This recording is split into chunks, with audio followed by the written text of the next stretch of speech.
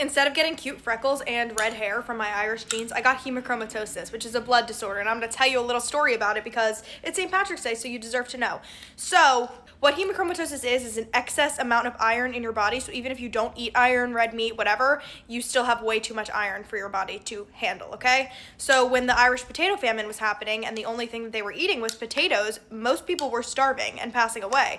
But the people with hemochromatosis ended up living longer and surviving the famine because they just had excess iron stores. I don't even think that they knew what it was, but they could survive on just potatoes and things like that without having like an iron deficiency. So then obviously the people that survived most likely had hemochromatosis, and then they all like started reproducing, so then it just passed down generation to generation. Here I am. No one in my family has it. I'm like the first one that found out. Because I just happen to be the perfect pairing, I guess, of the fucking Punnett square. But yeah, the more you know. I'm like 75% Italian and like then mostly Irish, along with other like European descent. A lot of the times the Great Famine or the Potato Famine is taught differently because from what I understand, the Irish were producing enough food to like stay sustained and be able to feed themselves, but the British just kept exporting it and exporting it. So essentially they were producing food and not being able to eat it.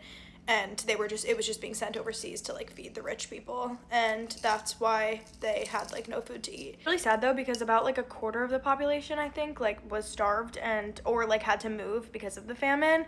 And also like half of the potato crop was diseased, so there was like a blight plus the fact that they were the British was exporting to like fund the Industrial Revolution over there.